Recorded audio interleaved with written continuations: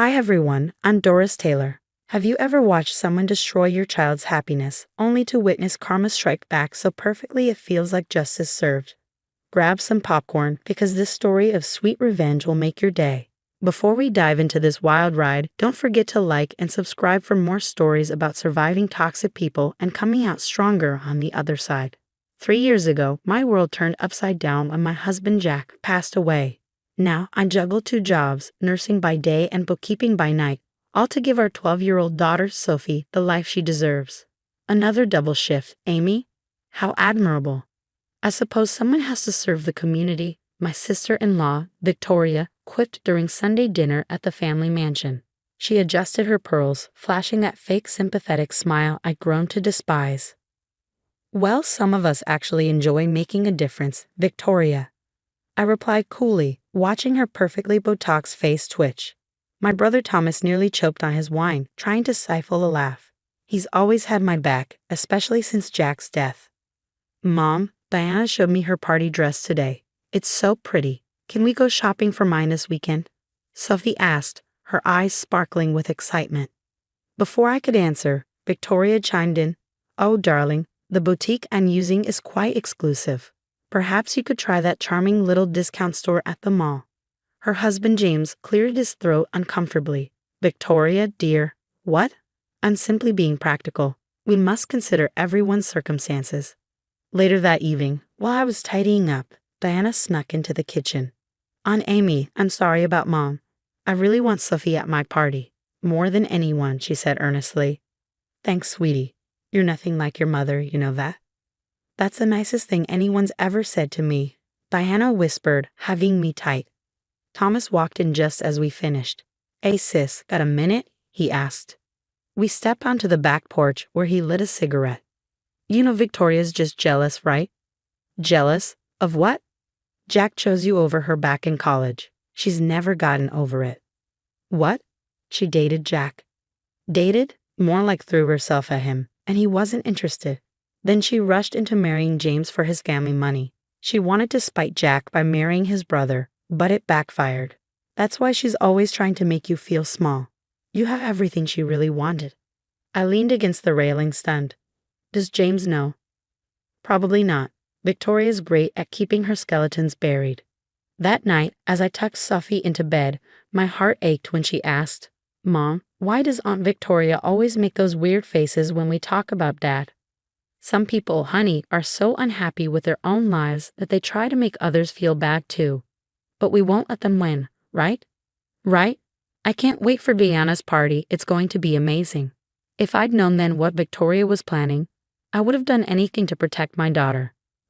But life has a way of setting the stage for perfect revenge all on its own.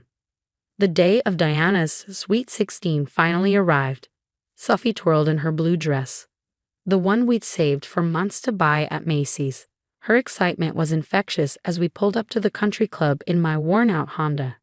"Check my hair one more time, Mom," she giggled. Walking into the grand ballroom was like stepping into another world. Crystal chandeliers, silk-draped tables, and waiters with silver trays of champagne. Sophie's grip on my hand tightened. "Oh my God." Victoria's voice cut through the air like a knife. "What are you wearing?" She stalked over in her designer gown, her face twisted in disgust. "This is a sophisticated event, not a food court." "We were invited," I said firmly, though Sophie shrank behind me. "By Diana, not me." And clearly she didn't explain the dress code. Victoria sneered. Then, with a snap of her fingers, 2 security guards appeared. "These people need to leave. They're embarrassing the family." "Mom, stop," Diana shouted, breaking away from her friends. "I want them here." "Be quiet, Diana," Victoria hissed, "or you can join them." As the guards approached, the wealthy guests began to whisper. Sophie started to cry, her small shoulders trembling as they escorted us out.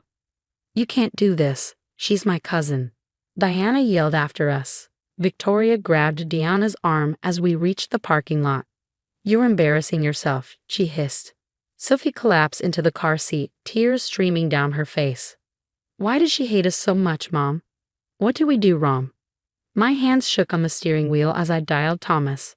His voice was tight with anger when he answered. "Get to my place. Now, There's something you need to hear. 20 minutes later, we sat in Thomas's study. Sophie had cried herself to sleep on his couch. Victoria's been spreading rumors, Thomas began, his tone sharp. She's telling people you trapped Jack by getting pregnant, that you're after the family money. What? I whispered, stunned. Sophie was born 3 years after we married. I know, Thomas said grimly. But that's not all. Remember when your invitation to Cousin Sarah's wedding got lost? That was Victoria. Or the family Christmas party where you were seated in the kitchen. Victoria again. She's been systematically trying to push you out for years. My phone buzzed. A text from Diana. Mom's telling everyone you crashed the party drunk. I recorded her. I'm so sorry, Aunt Amy. My hands clenched as I watched the video. Victoria's voice rang out, dripping with malice. She's just like her alcoholic mother. Thank God Jack didn't live to see what she's become. My mother died of cancer, not alcoholism. I whispered, rage building inside me. She's using my dead husband and mother to destroy my reputation. There's more, Thomas said, leaning forward. James called me last week. He's been noticing money disappearing from the family trust. Victoria's signatures are all over the paperwork. Looking at Sophie, her cheeks still stained with tears, something inside me hardened. I want her destroyed, I said quietly. Not just embarrassed. Destroyed. Thomas smiled grimly. I was hoping you'd say that. I know exactly how to do it. The next morning, over coffee in Thomas's home office, he laid out the plan. I scrolled through Diana's texts from the night before, each one revealing more of Victoria's schemes. As I said, James noticed money missing from the family charity. Thomas spread out financial documents. Look at these signatures. Victoria's been writing checks to shell companies. I frowned, pointing to a recurring payment. Wait, I recognize this name. When I was doing bookkeeping for Harrison Industries last month, I saw similar patterns. These are fake businesses. Diana arrived during her lunch break, carrying her mother's laptop. Mom never logs out of anything, she said, handing me a USB drive with trembling hands. I found emails. She's been transferring money from Grandpa's accounts, small amounts over the years. How did you get this? I asked, stunned. Mom's drunk on power. She doesn't think I'm smart enough to figure anything out. But I've been watching, recording, saving everything. Thomas whistled as he scanned the files. She's stealing from multiple accounts, evading taxes through fake charities, and there's a whole folder of emails plotting to sabotage your reputation in the community. Just then, my phone buzzed again. A text from James. We need to talk. Victoria's up to something big. Meet me at Murphy's Diner in an hour. At the diner, James looked exhausted. I hired a private investigator last month, he said, pushing a stack of reports toward me.